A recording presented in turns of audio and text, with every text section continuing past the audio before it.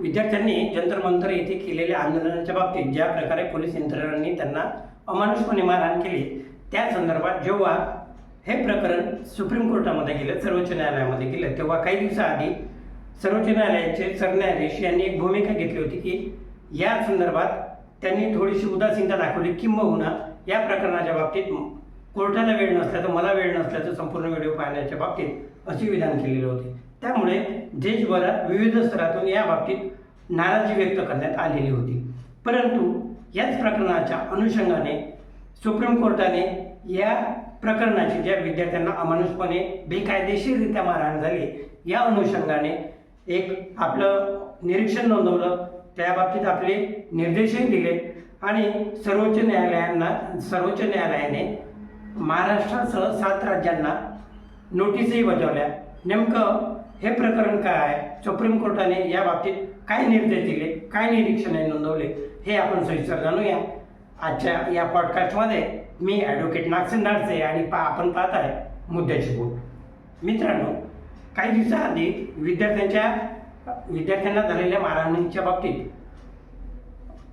असंवेदनशीलपणा indirectly दाखवणारे सर्वोच्च न्यायालयाचे सरन्यायाधीश सूर्यकांत यांनी यावेळी मात्र झालेल्या विद्यार्थ्यांच्या गंभीर मारहाणीच्या बाबतीत गंभीरपणे निर्देश दिले. या प्रकरणाला सविस्तरपणे समजूनही घेतले आणि कोर्टाने आपली निरीक्षणेही या घटनेच्या बाबतीत, या प्रसंगाच्या बाबतीत, या आंदोलनाच्या बाबतीत नोंदवले. नेमके काय आपण सविस्तर जाणून घेऊया. मित्रांनो, सुप्रीम कोर्टाने महाराष्ट्रासह 7 राज्यांना या आंदोलनामध्ये ज्या विद्यार्थ्यांना डिटेन केल्या जात आहे, जबरदस्तीने ज्या विद्यार्थ्यांना अटक केल्या जात आहे, अशा महाराष्ट्रासह 7 राज्यांना नोटिसा पाठवलेल्या आहेत. त्यामध्ये कुठले राज्य आहे, तर त्याच्यामध्ये महाराष्ट्र आहे, त्यामध्ये उत्तर प्रदेश आहे, त्यामध्ये बिहार आहे, त्यामध्ये केरळ आहे आणि त्यामध्ये मध्य प्रदेश, दिल्ली, पश्चिम बंगाल इत्यादी 7 राज्यांचा समावेश या सुप्रीम कोर्टाने दिलेल्या नोटिशीमध्ये आहे. नेमके या राज्यांना सुप्रीम कोर्टाने नोटीसी अंती काय सुचवलेलं आहे, काय निर्देश दिलेले आहेत, तर सुप्रीम कोर्टाने या 7 राज्यांना निर्देश दिलेले आहेत की यापुढे कुठल्याही प्रकारच्या विद्यार्थ्यांना इलिगली किंवा डायरेक्टली FIR लॉन्च झाल्यानंतर डिटेन करायचं नाही किंवा त्यांना अटक तात्काळ करण्याचा प्रयत्न करू नये. शिवाय या आंदोलनामध्ये पोलिसांच्याकडून विद्यार्थ्यांना ज्या प्रकारे अमानवीयरित्या, असंवेदनशीलपणे मारहाण करण्यात आली, अत्याचार करण्यात आला, त्याचंही सुप्रीम कोर्टाने निरीक्षण घेतले. सुप्रीम कोर्टाच्या हे निदर्शनास आले की पोलिसांनी जिथे गरज नाही तिथे देखील आपल्या बळाचा आणि कारवाईचा वापर करत निशस्त्र विद्यार्थ्यांवर हल्ला केला. त्याबरोबरच या मारहाणीमध्ये एक विद्यार्थिनी आहे, ती अतिशय गंभीर असल्यामुळे ICUमध्ये ॲडमिट आहे. त्याबरोबरच एका 18 वर्षाच्या युवकाला आपला डोळा या मारहाणीमध्ये गमावावा लागला. त्याबरोबरच अनेक विद्यार्थी गंभीररित्या जखमी झाले. या बाबतीत सुप्रीम कोर्टाने दिल्ली पोलिसांना स्पष्ट निर्देश दिले आणि फटकारलेही की या प्रकारे पोलिसांनी लाठीमार केला किंवा विद्यार्थ्यांना मारहाण केली ही कुठेतरी चुकीची आहे. ज्या पद्धतीने त्यांनी या विद्यार्थ्यांना हँडल केलं किंवा ज्या प्रकारे या विद्यार्थ्यांना मारहाण केली, हे कुठेतरी त्यांच्या मूलभूत अधिकारांवर गदा आणण्यासारखंच आहे, अशा प्रकारचं मत सर्वोच्च न्यायालयाने व्यक्त केलं. सर्वोच्च न्यायालयाने या आंदोलनाच्या बाबतीत काय म्हटले तर हे बघूयात.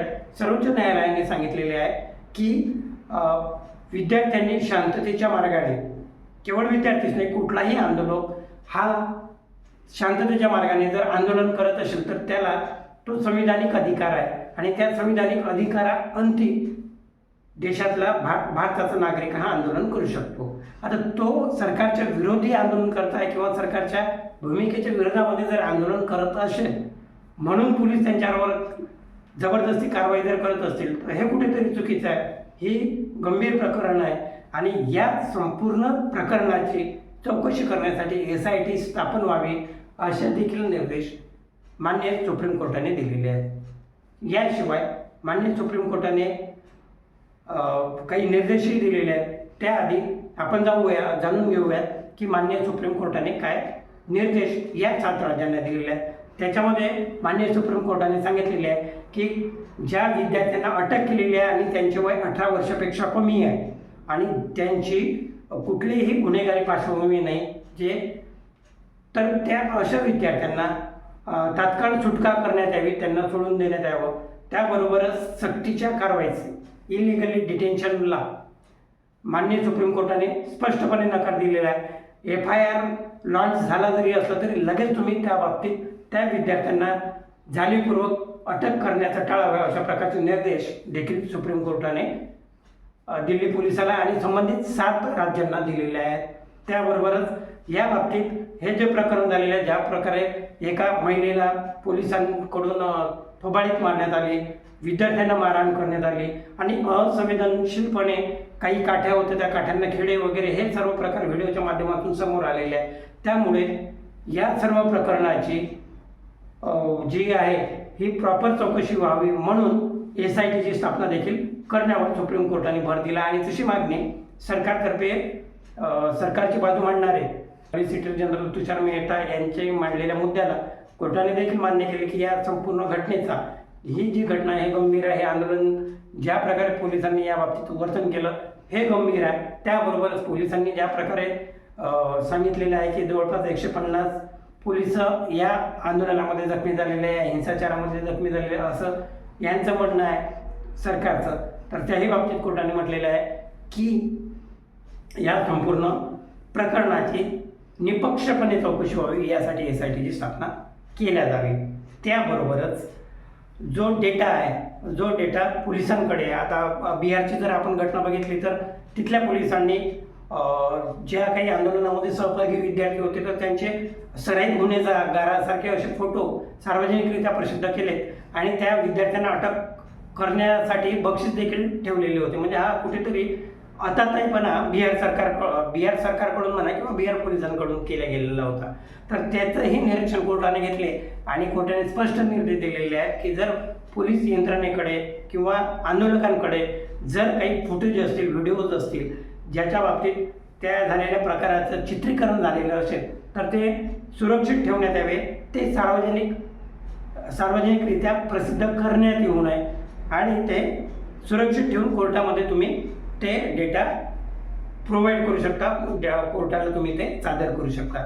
तर एकंदरीत कोर्टाने, माननीय सुप्रीम कोर्टाने घेतलेली हे जी भूमिका आहे, हे विद्यार्थ्यांना होत असलेल्या आताही ज्या प्रकारे इलिगली डिटेन्शन म्हणा किंवा इतर काही बाबी दडपण आणण्याचा प्रयत्न हा वेगवेगळ्या राज्यांमध्ये होत असला तर त्या बाबतीत सरकारने ताशेरे इनडायरेक्टली ओढलेलेच आहे आणि त्या बाबतीत सूचना देखील केलेल्या आहेत.